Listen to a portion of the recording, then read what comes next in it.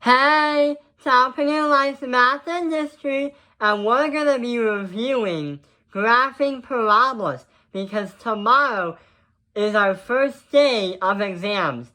Our school has 3 days to take the exam for tomorrow, so we're going to do a quick review on graphing parabolas. We're going to solve two parabolas.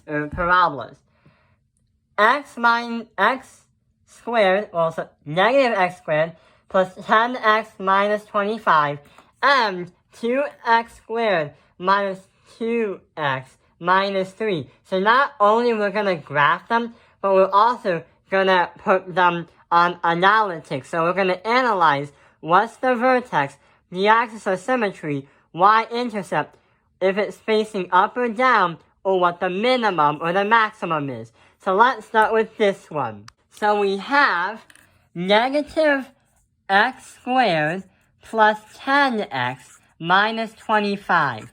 What we're going to do to find the vertex, because you always find the vertex first, because that is the point where the curve ends. So what we're going to do here is use a special formula. X is going to equal negative b over 2 times a. We get to do that to find our x value. When we do that, we plug it into the formula and you receive our y value. That will become the vertex. So we have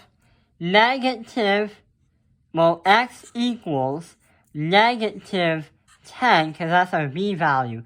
Divide that by 2 multiplied by negative 1. And you get an answer. 2 times negative 1 is negative 2. Negative 10 divided by 2 is positive 5. So our x value for our vertex is 5. Let's put it into the formula.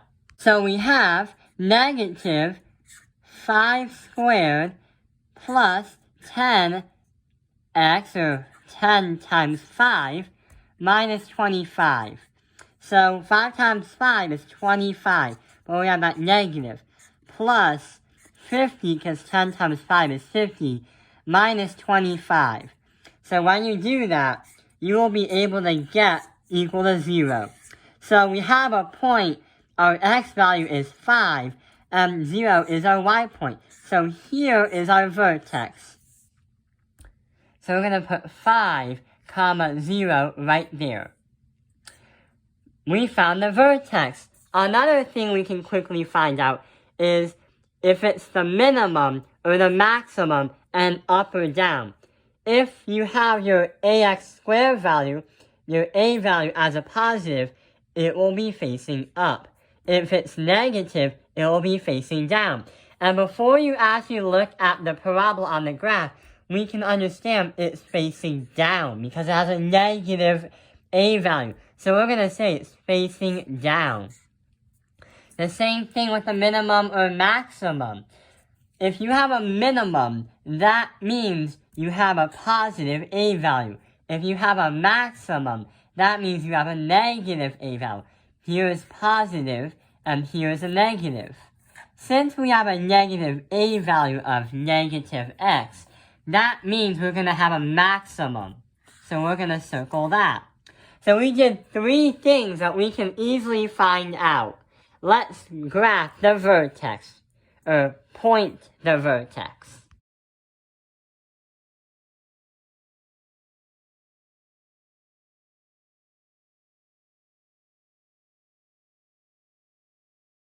Another thing we can look at is, since we already have the vertex, we can look at the axis of symmetry.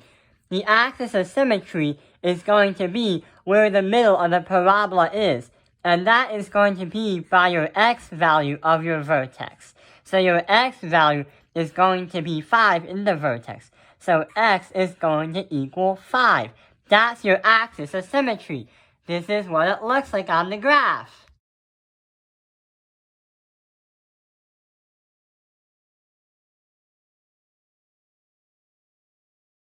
Okay, so what we can do is, we found 4 of the 5 pieces of information we need. Now all we gotta do is do the math usually by putting in more plots on a ratio table and trying to see and put points on the graph of what we get for x and y. So we already know if you put 5 in for x, you get y for 0. Let's try if we put 1 in for x. Let's see what happens. We have negative parentheses 1 squared plus 10 multiply that by 1 minus 25. So what we're going to do is do the x squared first. 1 times 1 is 1. So negative 1 plus 10, because 10 times 1, minus 25. Negative 1 and 10 is going to be positive 9. Minus 25 is going to be a negative 16. So if we put 1 in for x, we get negative 16 in for y. Another point that I'm always curious to find out is what happens if we insert 0 in for x.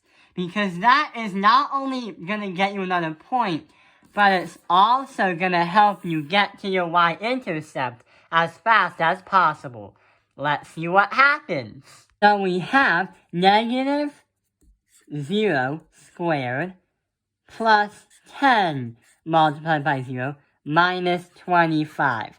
So 0 times 0 is 0. Negative 0 is not really a thing, so it's just 10 multiplied by 0 is 0, minus 25. So when you insert 0 in for x, you get negative 25 in for y. So 0, negative 25. Okay, so we have 3 points on the graph and the ratio table. Let's now plot them.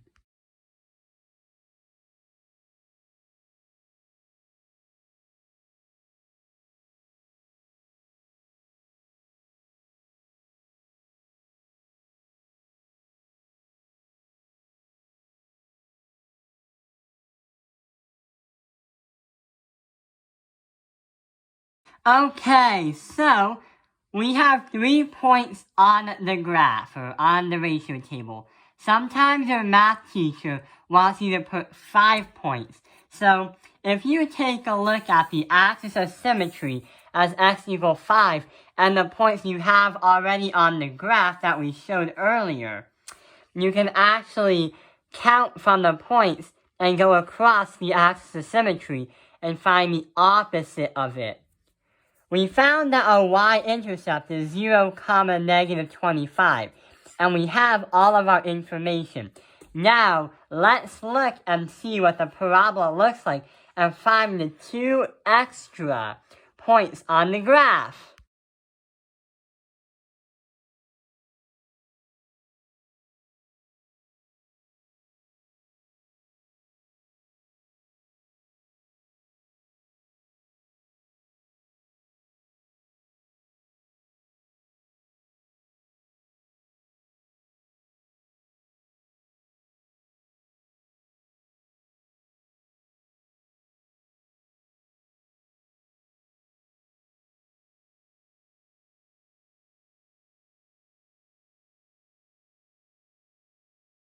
Okay, so some teachers want 3 points, some teachers want 5 points.